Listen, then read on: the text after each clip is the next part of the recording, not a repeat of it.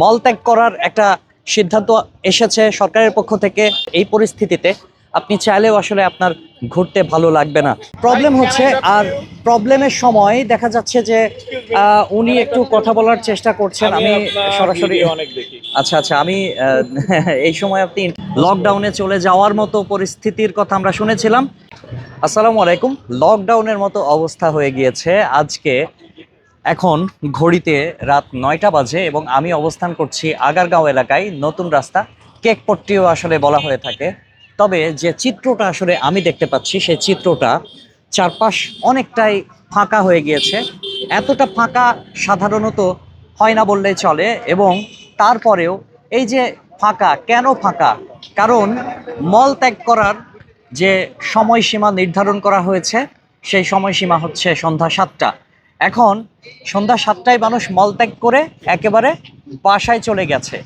এ কারণেই মূলত এই জায়গাটা অনেকটাই ফাঁকা হয়ে গিয়েছে। মনে হচ্ছে লকডাউন পরিস্থিতি হয়েছে এরকম। এই পাশে একজন বেলুন বিক্রেতা আছে, বেলুন বিক্রেতার সাথে একটু কথা বলতে চাই। আজকে রাস্তাঘাট এরকম ফাঁকা কেন? বেশি একটা লোকজন আসে না। থাকা হলো আপনার হলো অভিযানের জন্য। কি অভিযান?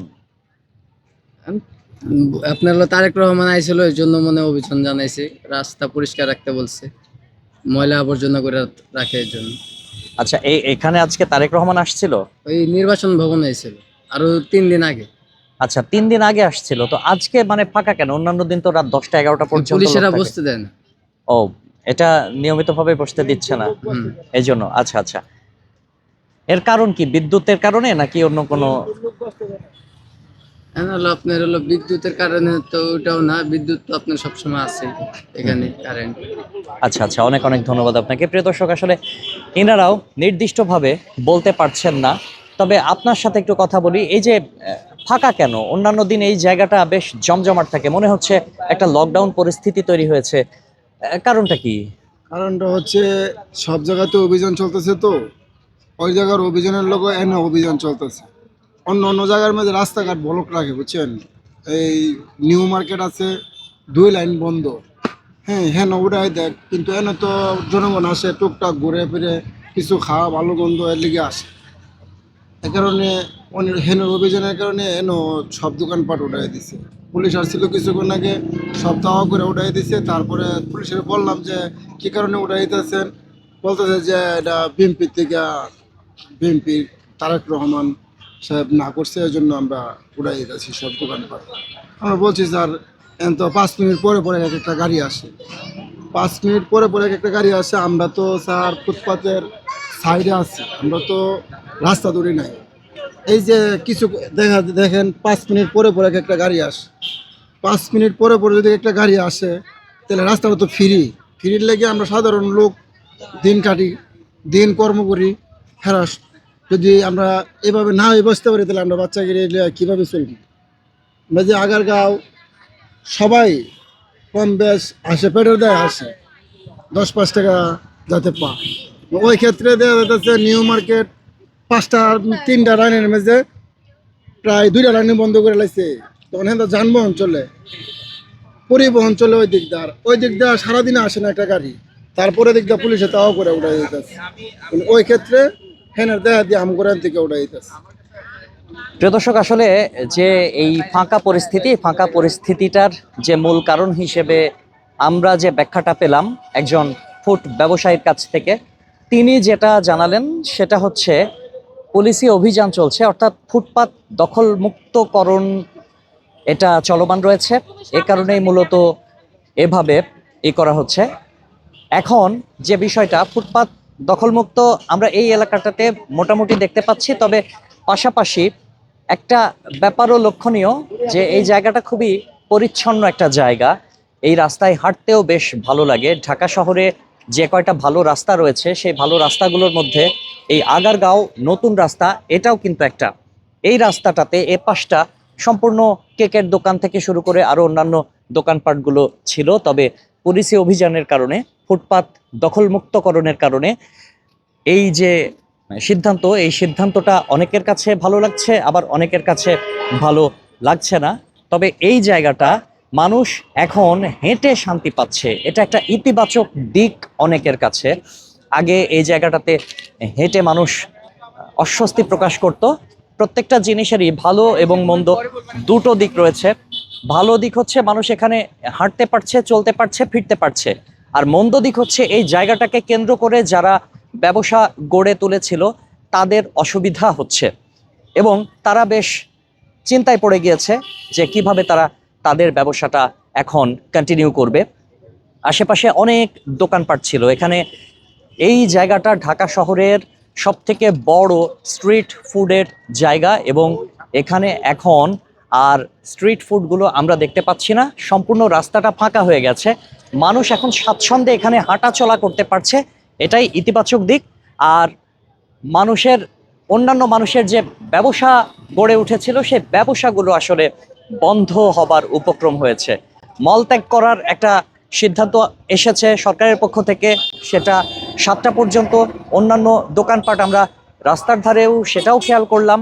সবকিছু মিলিয়ে এখন বাংলাদেশে ঢাকা শহরে আমরা যে রাত 10টার পরে চলো একটু ঘুরে আসি বা 11টার পরে চলো একটু ঘুরে আসি, যদি এরকম পরিস্থিতি থেকে থাকে বা এরকম চিন্তা থেকে থাকে, আর এই পরিস্থিতিতে আপনি চাইলেও আসলে আপনার ঘুরতে ভালো লাগবে না। সবকিছুর মিশেলে একটা জিনিস বলতেই হয়, সেটা হচ্ছে বিদ্যুতের সংকট, জ্বালানি সংকট। এই সংকটগুলো আমাদের দেশে রয়েছে এবং আমরা সেটা হাড়ে হাড়ে টের পাচ্ছি।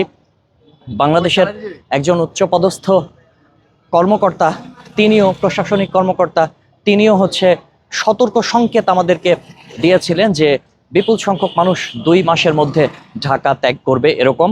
এবং সেই হিসেবে এখন ঢাকা প্রায় ফাঁকা মনে হচ্ছে এই জায়গাটা। এখানে একজন চাচাকে পাচ্ছি, আজকে রাস্তায় লোকজন একেবারে নেই বললেই চলে, কারণটা কি? কারণ হইল আমাদের এই বর্ষে দেয় না, এখন ওই পুলিশে ঝামেলা ইয়ে করে বুঝতে দেয় না, উঠে দেয় জায়গা। হ্যাঁ, আচ্ছা, লোকজন তেমন আসে না, লোকজনও তেমন আসে না। আর ব্যবসা বাণিজ্য তাহলে কমে গেছে? ব্যবসা বাণিজ্য একেবারে কমছে। আচ্ছা আচ্ছা, এই যে আপনি পাপড় বিক্রি করেন, এক একটা পাপড়ের দাম কত? একটা পাপড় হলো আপনার 10 টাকা। 10 টাকা? 10 টাকা বেশি, 3 টাকা থাকে। 3 টাকা লাভ থাকে। প্রতিদিন কয়টা পাপড় আপনি নিয়ে আসেন? প্রতিদিন ধরেন 300 আনি, 150 বেশি। বেশি না হলে তো ওসা না হইলে তার কেউ নিতে চায় না, এই জন্য 300 আনি, 150 বেশি। আচ্ছা আচ্ছা, 150 বেচলে লাভ হয় কয় টাকা? লাভ হইলে ধরেন ওই আপনার 400 টাকা, আর হইলে 600 টাকা। 600 টাকা মতো লাভ হয়। এই বুড়া আর বুড়ি আমরা দুজনে মিলে। এখন লোকজন রাস্তায় কম, এখন কি সেটা কমে গেছে? 150 কি বিক্রি হয়েছে আজকে? না, আজকে ধরেন সবখানে বেশি। শখানেক বেচেছেন, এখনো 50টা বিক্রি করলে তারপরে আপনার টার্গেট পূরণ হবে, তারপরে আপনি বাসায় যাবেন এরকম? আচ্ছা আচ্ছা, লোকজন আসলে ধীরে ধীরে কমে যাচ্ছে এবং নিশ্চয়ই আপনারা দেখতে পাচ্ছেন যে লোকজন কমে যাচ্ছে। আর এই কারণেই অনেকেরই ব্যবসা বাণিজ্যে প্রবলেমও হচ্ছে।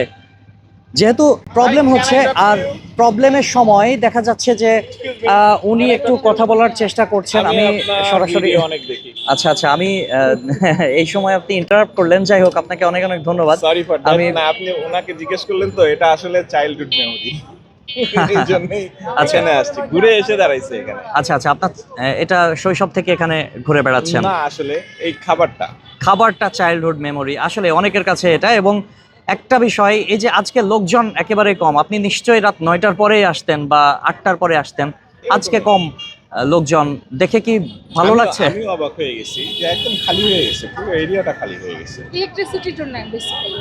আমি জানি না, আসলে আজকে এসে ভালো লাগলো না।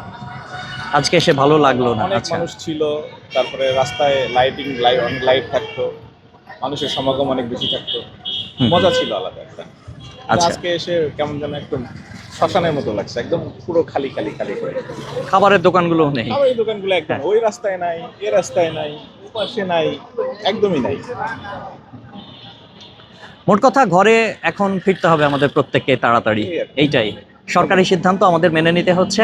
লকডাউনে চলে যাওয়ার মতো পরিস্থিতির কথা আমরা শুনেছিলাম, এখন দেখে মনে হচ্ছে যে লকডাউন এরকম সামথিং লাইক দ্যাট। আমিও এটাই বলছিলাম কিছুক্ষণ আগে, যে দেখে মনে হচ্ছে যে কিছু একটা হচ্ছে এরকম কিছু একটা। আমার মনে হয় ওই ওয়ার্ল্ড ওয়াইড যে একটা ক্রাইসিস চলতেছে, ওই ক্রাইসিসের একটু হলেও ছোঁয়াটা সম্ভবত আমাদের গায়ে লেগে গেছে। আমাদের গায়ে লাগবে করে কিন্তু আমরা সতর্কবাণী পাচ্ছিলাম, এখন একটু একটু করে মনে হচ্ছে হালকা আসছে। আমি আপনার বেশ কয়েকটা ভিডিওতে দেখছি যে আপনি অনেকগুলো দিচ্ছেন, সিমটমের কথা বলছিলেন, আচ্ছা। এবং সেগুলোর পূর্বাভাস এখন শুরু হচ্ছে। সিমটম নিয়ে কথা বলে অবশ্য অনেকেই আমাকে গুজববাজ বলেছিল। না না, এটা বেশ না। এবং আপনি এটাও বলছেন হ্যাঁ, আমিও যে- বলছিলাম যে শুরুতে এটা গুজব মনে হবে, কিন্তু ধীরে ধীরে এটা আসলে প্রতিফলিত হবে এবং এমনটাই মনে হচ্ছে যে ঘটতে চলেছে। মোস্ট প্রবাবলি, এবং আমরা সম্ভবত খুব খারাপ একটা সিচুয়েশনের মধ্যে যাচ্ছি। যাই হোক, এই খারাপ শব্দটা আমাদের মন থেকে চলে যাক, এই প্রত্যাশা থাকবে। আশা করি ইনশাল্লাহ। ভালো থাকবেন, আপনার সাথে কথা বলে ভালো লাগলো। Thank you so much. প্রিয় দর্শক, আসলে আমরা এখনো হাসছি, ঘুরছি, ফিরছি, চলছি, কিন্তু যদি সত্যি বাংলাদেশের পরিস্থিতি নাজুক হয়, তখন কিন্তু সব থেকে বেশি ক্ষতিগ্রস্ত হবে প্রান্তিক মানুষ, খেটে খাওয়া মানুষ। রাইডাররা রয়েছে অনেক, তারা হচ্ছে এখন যারা রাতের বেলায় যারা হচ্ছে গাড়ি বের করে, তারপরে যাত্রী পাবো এরকম এতে, তো রাত কেন্দ্রিক যে বিজনেসগুলো ছিল, সন্ধ্যাকালীন যে বিজনেসগুলো ছিল, সেগুলো আপাতত বন্ধ হবার উপক্রম। এটা অ্যালার্মিং। বৈশ্বিক জ্বালানি সংকটের ছোঁয়া কিনা এটা আসলে আঁচ করে আমরা বলতেই পারি। তবে তবে এখন যে ব্যাপারটা মনে হচ্ছে, এই জায়গাটা একটা ধুধু প্রান্তর হয়ে যাচ্ছে। এখন তো ঘড়িতে এই মুহূর্তে রাত 9টা বেজে 11 মিনিট, এই সময়টাতে আমি রেকর্ড করছি, এবং আজকে আপনার নর্মাল ওয়ার্কিং ডে, আজকে নর্মাল ওয়ার্কিং ডে, সোমবার, শুক্রবার, শনিবার এই দিনগুলোতে বেশি মানুষ থাকে। তবে যাই হোক, শুক্রবার শনিবার বেশি মানুষ থাকলেও আজকে সোমবারের দিনেও প্রচুর পরিমাণে মানুষের আনাগোনা এখানে থাকে। তবে খুব অবাক লাগছে, দীর্ঘদিন ধরে এই এলাকাটাতে অসংখ্য মানুষের আনাগোনা ছিল, অসংখ্য স্ট্রিট ফুডের এই আইটেম ছিল, দোকান ছিল, সেই দোকানগুলো এখন একেবারে আসলে নেই বললেই চলে। দু একটা দোকানপাট রয়েছে, আইসক্রিমওয়ালা রয়েছে। বন্ধ, এই কারণে লোকজন জানে না এদিকে দোকানপাট নাই, এই জন্য আসে না। আচ্ছা আচ্ছা, দোকানপাট নাই এই কারণে, আচ্ছা আচ্ছা, বুঝতে পেরেছি। প্রিয় দর্শক, দোকানপাট যে বন্ধের একটা নোটিশ সরকারিভাবে জারি করা হয়, এপাশে আসেন, এপাশে আসেন। সরকারিভাবে দোকানপাট বন্ধের যে নোটিশ, সেই নোটিশটা দেওয়ার কারণেই মূলত মানুষ সরাসরি ঘরে চলে যাচ্ছে। আর ঘরে চলে যাওয়ার কারণে এই জায়গাটাতে এখন যে স্ট্রিট ফুডের দোকানপাটগুলো ছিল, সেগুলো আসলে একেবারেই নেই। ক্ষুধা লাগলে অনেকে এখানে আসতো। একজন বলল শৈশবের স্মৃতি, সেই শৈশবের স্মৃতিটা আজকে তার কাছে বেশ খারাপ লাগছে। এরকমই এখন এই জায়গাটাতে আমি কেন আসলাম, এখানে একটু কিছু মানে রিক্সাওয়ালারা রয়েছে, আপনার দেখে মনে হতে পারে প্রচুর লোক। আসলে আপনি একটু ভালো করে খেয়াল করে দেখুন যে লোকজনের থেকে অটোরিকশা বেশি বা অন্যান্য যানবাহন এগুলো বেশি। আর অটোরিকশা যারা চালাচ্ছেন তারা ভাড়াও পাচ্ছেন না ঠিক মতো, কারণ মানুষ নেই, যাত্রী নেই। আর যাত্রী না থাকলে তো তারা এভাবে বসে থাকবেই। আমি এই সাইডটাতে আসলাম, কারণ হচ্ছে এখানে একটু লোক সমাগম মনে হচ্ছে তাই। তবে ওই পাশটাতে যখন আমি ছিলাম, এই সাইডটা আসেন, এই সাইডটাতে একটু আমি যাই, দেখি, আপনাদেরকে দেখানোর চেষ্টা করব। রাস্তা সাবধানেই আমাকে পার হতে হবে, তবুও পার হচ্ছি। এই সাইডটা দেখুন, একেবারে অলমোস্ট ফাঁকা, ধুধু প্রান্তর যেটাকে আমরা আসলে বলছি, ঠিক সেরকমই অবস্থায় পরিণত হয়েছে। ওইদিকে যান, ওইদিকে যান, আগান। হ্যাঁ, আমি আমার ক্যামেরাম্যানকেও একটু ডিরেকশন দিচ্ছি, আসলে নতুন, প্রফেশনাল না, এজন্যই অসুবিধায় পড়তে হচ্ছে, সে ডিরেকশনটা আসলে বুঝতে পারছে না। এপাশে একজনকে পেয়েছি, এক রিক্সাওয়ালা কাকাকে একটু জিজ্ঞাসা করতে চাই, লোকজন ফাঁকা কেন এরকম? এই জায়গাটা তো ফাঁকা ছিল না, কিন্তু আজ কেন ফাঁকা মনে হচ্ছে কেন? সব তুলে দিস তো? এই রাত 9টার সময় চলে গেছে। না, সব খেলাই দিতে, দোকান রাখবে না।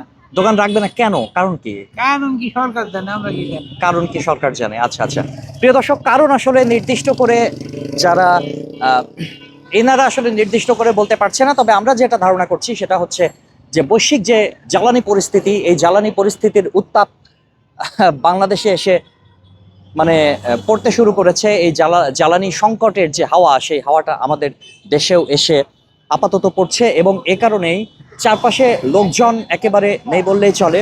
শিক্ষা প্রতিষ্ঠান বন্ধ করার যে একটা পরিকল্পনার কথা আমরা শুনেছিলাম, সেই পরিকল্পনাও কতটুকু বাস্তবায়িত হবে আমরা জানি না। তবে শপিং মলগুলো অর্থাৎ মল ত্যাগ করার যে টাইমিং, সেই টাইমিংটা বৃদ্ধি করা হয়েছে 1 ঘন্টা, 7টা পর্যন্ত। অর্থাৎ আপনি রাতে একটু বেশি সময় ধরে ঘুরবেন, বেশি সময় ধরে ঘুরতে চাইলে সেটা একেবারেই সম্ভব হবে না। তবে একটা মজার জিনিস আমি আপনাদেরকে এখন দেখাতে চাই, সেটা এখনই আপনারা দেখতে পাবেন। এই পাশটা এই যে বাংলাদেশ বিশ্ববিদ্যালয় মঞ্জুরি কমিশনের সামনে কিছু বাচ্চারা খেলা করছে, ক্যামেরাটার পাশে ঘোরান। এই দৃশ্যটা আসলে খুবই চমৎকার।